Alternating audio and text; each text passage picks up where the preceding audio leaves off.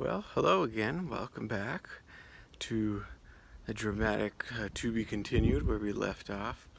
Um, um, New to social media, I've been in a cave the past few years and probably made the greatest rookie mistake. As right where I left off, got a little message that said storage full, and which almost cried but laughed because I've recorded this first video probably at least almost a million times throughout the duration of this past couple weeks. Keep recording and deleting. Um, Again, just because I'm doing this with all my heart. I have written down lots of things of how I'm going to structure each video, but just nothing was working. And that last video was the one I think that was the best. And um, I know I may seem a little hesitant, but again, that's all because I'm stepping out to share the hardest things of my life. But again, I know it's for a reason, and it's gonna help someone out there. Um, so bear with me as I get better and better to have a greater quality of video, and I promise I'm going to learn all that I can so that I can give you a great quality of videos and the content that's in it, because you all deserve that. So I will get there. So back to where I left off. I think I was taking baby steps and in shock, looking around and saying, "There's no way." I just had surgery yesterday, and I just kept saying that.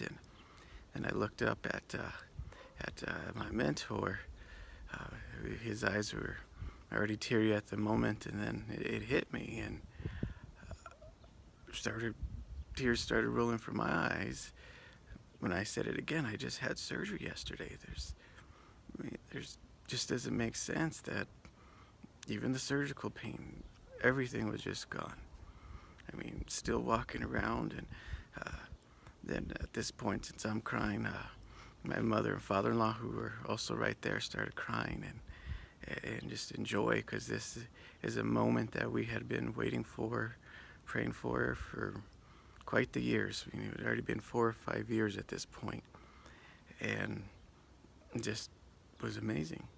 And so keep walking around, and then was asked to go back inside to, kind of gather our thoughts and take this in. And so we went back into the room where I was initially waiting, and then it was awesome because there was a few people that were sitting back there just kind of watching on the monitor all the things taking place. And just seeing some of them who I've known for years, that been around in the church, in shock, just thinking no way. And remember another great man who had just a few months ago started going to our church.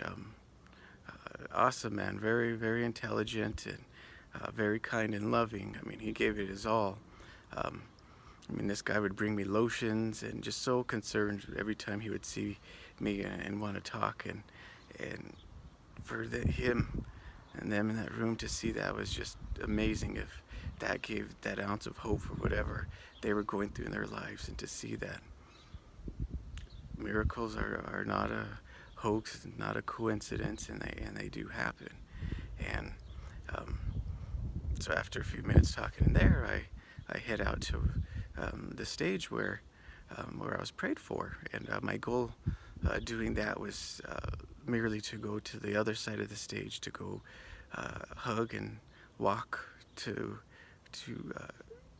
another great man who was a mighty part of my life. He was my spiritual father throughout all of this, and we did lots of praying together, lots of crying. He did lots of sharp talking, telling me the things that I didn't necessarily want to hear, but the things that I needed to hear. And words can't explain how much this fella means to me. And so I start walking across the stage, and again, just kind of looking down. I didn't want to be distraction. That was my only goal, to go hug and talk to him. And as I start walking, looking at the ground, I just hear lots of cheering and clapping, and look out to the stage, which I didn't when I was wheeled out. And I mean, there was still quite the line of hundreds of people that were clapping, and some crying, people that I knew, some that I didn't. And in that moment, I realized the gravity of that situation, and what it meant, not just for me, but for others there. And again, just to instill that ounce of hope that it's possible for them to find healing, freedom, restoration, for whatever it is that they were needing in their life. And what a moment, what a moment. It just takes me back every time I think about it, and just to be a part of that. And so I finally make it across, and Father, as I call him, walks up the stage and embraces me, and the pastor who prayed for me looks back and just gives a very cool, nonchalant nod, because he knew it was going to happen. It was just such a cool moment. And in my mind, I was still in disbelief. I mean, is it just, excitement? Was it, a hoax? What was going on here? Does it make sense by any means? And so as we're hugging, laughing, and we start walking off the stage, and as we're walking off, I'm still in disbelief. No, I don't think this can be. And a song started playing over there. They've been playing music all night, and the song that came on was that song I mentioned earlier that I had listened to countless times for months prior to this. And the importance of that was because that just solidified everything for me, that it wasn't a hoax, it wasn't something fake, it was absolutely real. And just hearing that just really hit me again, and it started sinking in. And so we go to the side where there's a wall where no one can see. I just still taking those steps and kind of hopping around a little bit, because the severity of the pain I'd been in, and the trauma done to my legs due to blood clots and surgery that I'd gone through. I couldn't really jump off the ground, couldn't run. The times I tried that, I'd end up in the hospital. Even after being physically active my whole life, I just couldn't during these times. I tried, and it just didn't work. And so still just jumping in disbelief, and no pain whatsoever, and kind of taking some jogging steps, just celebrating, singing, saying the words to that song, and just taking in that moment. And of course, someone had pulled out a camera to capture that moment, and you hear a voice on it saying, "First the root, then the healing." And what is meant by that is the root is the things, the issues that we have inside that need to be dealt with. Our mental, physical, emotional, spiritual state are well linked and play hand in hand with our physical being. And even though, all that stuff came out of the moment, it's something they said I was born with, just the way it continued, and as it was progressing, that was due to the things that I had locked up inside, the way I thought of myself, the unforgiveness I had towards others, towards myself, the hurts I had, the things I remembered that I didn't let go of. All of that stuff had to be addressed, and had to be let out, and for good. And then that healing came, and again, just no pain whatsoever, not the surgical. And after that, for months, no physical pain, no symptoms of any kind. But then, after all this greatness, I had probably the hardest year of my life. It seemed things were getting worse. I had multiple blood clots in 1 year.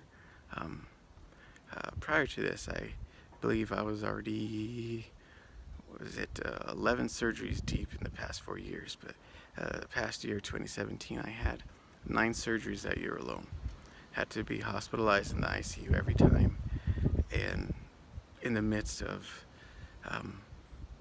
getting back to that dream job I was talking about earlier, which requires physical testing and training that um, you have to be active and able to do quite a bit, and um, requires your physical body, which a lot of people who are healthy, they train and work hard for months before testing and trying for. And here I was, haven't worked out, ran nothing in years, was in bed a couple of weeks before I started, wasn't quite sure, but I knew um, God was leading me there, and I just had to do and had to follow it. And it was very hard. I mean, there's numerous times I wanted to quit, but I just knew I had to carry through.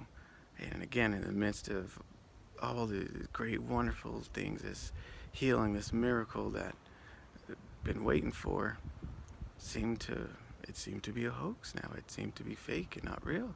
It seemed that things were worse, and I was rocked. My family was rocked again. We thought we were good now. Thought it was better, and I began to doubt and question everything I believed and knew, and grew angry and bitter, thinking that God teased me and left me out to dry yet again.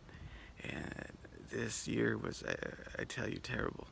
I mean, the things I'd gone through were just horrific, but this was one of the greatest years I've ever had in my life, because I learned so much